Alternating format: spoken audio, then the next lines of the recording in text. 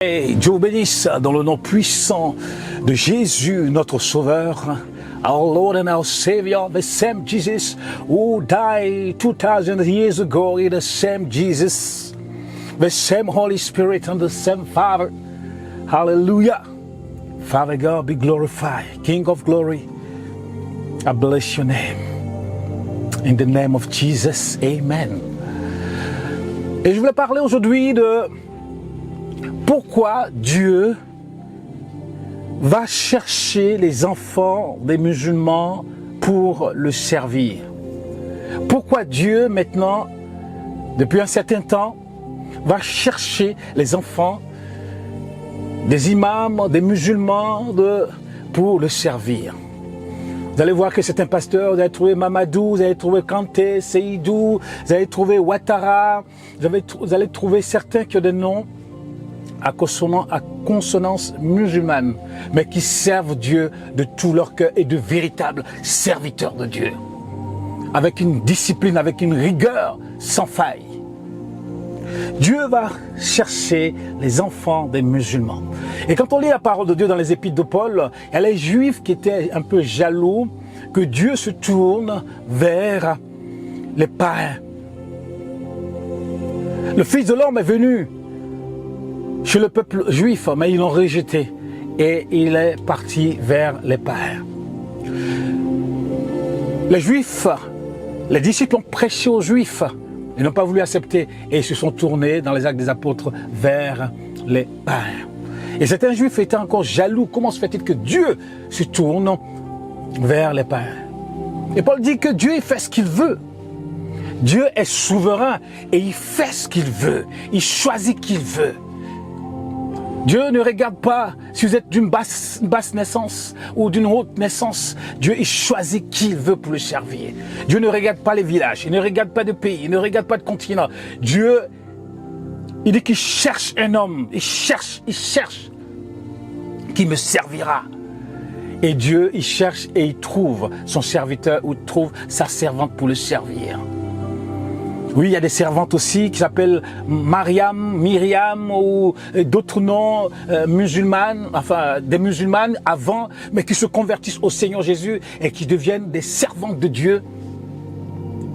Pourquoi Dieu fait cela? Dieu fait cela parce que il se trouve que les enfants des pasteurs, parce que là je vais parler aux pasteurs, les enfants des serviteurs de Dieu, des fois ont été déçus ou n'ont plus envie de servir Dieu dans l'église. Je ne dis pas tous, mais beaucoup ont été déçus de voir que leurs parents ont servi dans la difficulté, que les chrétiens ont rendu le service difficile à leurs parents, que leurs parents qui étaient pasteurs ont vécu dans la pauvreté, ont vécu dans la misère, ont vécu dans l'attente des offrandes et des dîmes pour pouvoir acheter à manger, pour pouvoir acheter des vêtements, pour pouvoir s'acheter une petite voiture, pour pouvoir s'acheter une petite maison, pour pouvoir payer son loyer. Et quelquefois même, ils étaient obligés de donner un vêtement au premier, le deuxième va porter, le troisième va porter. Et les enfants de chrétiens, quelquefois, ont été déçus de voir cela. Ils ont été découragés de voir comment certains chrétiens critiquaient leurs parents, comment certains chrétiens faisaient la misère à leurs parents. Et ils ont vécu cela de l'intérieur. Ou quelquefois même à l'église, puisqu'ils étaient les enfants de pasteurs, on voulait qu'ils soient des enfants parfaits. Des enfants parfaits, il n'a pas le droit de faire de bêtises. Il n'a pas le droit, dans sa jeunesse, lorsqu'il est adolescent, qu'il y ait des écarts. Sinon, ils vont le critiquer, ils vont le lapider, Et quelquefois, ces enfants de pasteurs, ils ont été quelquefois déçus de voir tout cela dans l'église. Ce qui fait que lorsqu'ils grandissent, quelquefois, certains, parce que moi j'ai vu beaucoup de pasteurs, certains même quittent l'église, ils s'en vont même dans le monde, se marier dans le monde. Je connais certains pasteurs, leurs enfants même, ils viennent plus à l'église, ils sont devenus des spécialistes du monde. Pourquoi? Parce que dans l'église, ils n'ont pas trouvé de modèle. Parce que dans l'église, ils n'ont pas trouvé peut-être leur place. Certains ont été dégoûtés de la vie chrétienne. Ils ont été dégoûtés de ce qu'ils ont pu voir. Moi, j'ai grandi dans l'église et moi, je rends grâce à Dieu que le Seigneur m'a fait revenir à lui. Parce que moi, je suis né dans l'église, mais après quand j'ai vu ce que les gens vivaient dans l'église, les chrétiens vivaient dans l'église, il y a quelque chose dans l'église et quand ils sortent, ils font le contraire. Moi, j'ai été dégoûté de cela. Après, je suis parti dans le monde quand j'étais jeune, adolescent et jeune et tout ça. Et c'est après, quand je suis parti de mon pays, je suis arrivé en Occident, que le Seigneur m'a fait revenir à lui. Le Seigneur m'a fait comprendre qu'il ne faut pas regarder ce que les gens font. Parce qu'un jour, on sera tout seul devant le Seigneur. On sera tout seul devant le Seigneur. Ne pas regarder ce que les gens font, mais de venir le servir et faire sa volonté. Et le Seigneur m'a montré cette parole de Romains 1,16. Car je n'ai pas honte de l'évangile, car c'est la puissance de Dieu pour le salut de quiconque croit. Du juif premièrement, puis du grec. En effet, la justice de Dieu s'y révèle par la foi. Et selon qu'il est écrit, le juste vit par la foi. Le Seigneur m'a dit, tu sais, mon juste, vit par la foi. Waouh! Cette parole est rentrée en moi comme, je ne sais pas comment vous décrire ça. Cette parole s'est affichée en moi, est ancrée en moi jusqu'à ma mort. C'est comme le verset que Dieu a placardé à moi. Et là, ma vie a complètement changé. Ma vie a changé. C'est pour ça que nous servons Dieu. Nous servons Dieu. Mais tous nos deux enfants se sont convertis au Seigneur. Ils ont pris leur baptême. C'est vrai qu'à l'adolescence, il a fallu les suivre, ainsi de suite. C'est pas facile quand les jeunes sont adolescents. Mais aujourd'hui, eh bien, nous avons tout fait pour ne pas que nos enfants vivent dans la misère. Nous avons tout fait pour ne pas que nos enfants eh bien, soient dégoûtés. Nous avons tout fait pour que les enfants vivent dans un environnement confortable, dans une maison confortable, qui roulent dans des voitures confortables. Là, on était parti au pays il n'y a pas longtemps. On est allé, on a loué une maison à Bassam, très confortable, pour que les enfants puissent voir le pays. Et là, on nous a fait visiter le pays, mais ils étaient, comment je peux dire ça? Ils étaient étonnés, ils étaient tellement contents, ils ont reçu tellement d'amour, ils ont reçu tellement de joie. On est allé visiter la basilique, on a visité Yamoussoukro, on est allé au village, ils ont tellement vu de choses, ils étaient tellement remplis de joie. On fait tout pour ne pas qu'ils soient dégoûtés du service de Dieu, pour qu'un jour, ils puissent aussi, n'est-ce pas, servir Dieu. Servir Dieu dans n'importe quel domaine, servir Dieu. Et beaucoup d'enfants de pasteurs, moi je l'ai vu, ont été dégoûtés à cause du fait que, deux fois servir Dieu, on a l'impression que c'est vivre dans la pauvreté, vivre dans la misère, vivre dans le dénuement. Il n'y a pas d'argent. On dit voilà, il n'y a pas d'argent. Ou les chrétiens te mettent la pression, ou l'église te met la pression. Ils te payent une salaire de...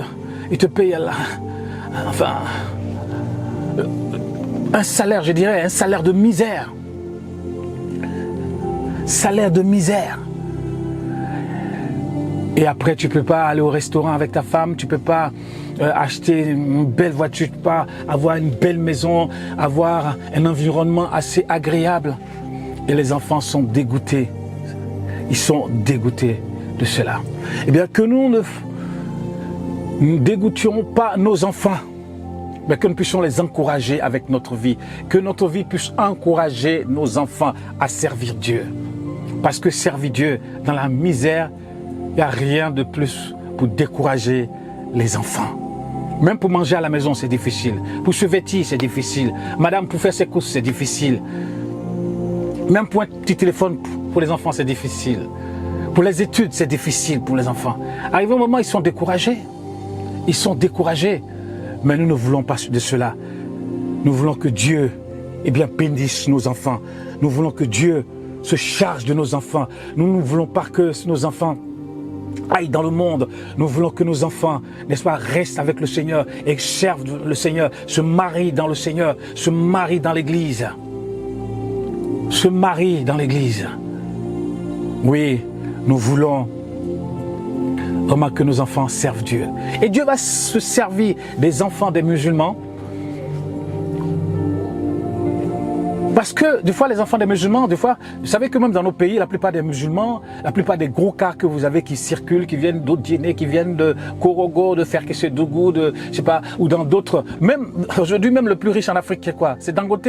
Dangote, c'est un musulman. Quand vous allez au Cameroun, le plus riche, c'est un musulman. Donc, ces enfants-là, ils ont vécu dans un environnement de foi confortable. De foi confortable. Voyez-vous? Avec une rigueur de foi. Donc, quand Dieu va les chercher pour le servir, eh bien, Dieu, il sait ce qu'il fait. Il sait ce qu'il fait. C'est-à-dire que ces enfants-là, deux fois, bon, certains, c'est vrai que peut-être qu'ils ont vécu dans la misère, mais certains ont vécu dans un environnement assez quadrillé, assez confortable. Et quand ils viennent au Seigneur, il y a un bout de travail qui est déjà fait. Et Dieu va faire le reste. Dieu va faire le reste. Et aujourd'hui, on voit beaucoup de pasteurs qui étaient avant des enfants de musulmans, qui étaient eux-mêmes musulmans avant. Je prends l'exemple même du pasteur Karambiri. Le pasteur Karambiri, qui est un des patriarches, un de nos pères de la francophonie. Il était musulman avant. Son père était musulman. Et d'autres pasteurs, ils doivent se reconnaître, qui étaient musulmans, qui étaient dans des familles musulmanes avant, que Dieu va chercher pour le servir. Pour le servir. Et nous voulons bénir le Seigneur pour tous ces hommes de Dieu qui sont venus et qui servent Dieu de tout leur cœur et qui aiment Jésus. C'est vrai que c'est pas facile. Vous avez vu les Juifs, les disciples qui sont convertis au Seigneur Jésus, que ce soit même Pierre et tout ça, ils n'avaient pas compris parce qu'ils étaient encore attachés au judaïsme, ils étaient encore judaïsants. Et c'est vrai que quand ils quittent leur religion et qu'ils viennent au christianisme, ils viennent au Seigneur Jésus, c'est vrai qu'il va falloir qu'ils abandonnent beaucoup de choses. Beaucoup de choses, il va falloir qu'ils abandonnent. Voyez-vous? Et c'est un travail que Dieu va faire dans leur vie. Parce qu'il y avait beaucoup de choses au niveau de leur religion qui les maintenaient. Et quand ils viennent au Seigneur, il faut que le Seigneur coupe ses liens et coupe ses chaînes. Et nous bénissons le Seigneur pour tout le travail qu'ils font. Ils font un travail excellent. Que Dieu vous bénisse, si vous me regardez. Vous qui êtes venus et que vous êtes donnés au Seigneur Jésus-Christ, qui marchez avec le Seigneur, que Dieu vous bénisse, bénisse vos familles, bénisse vos enfants.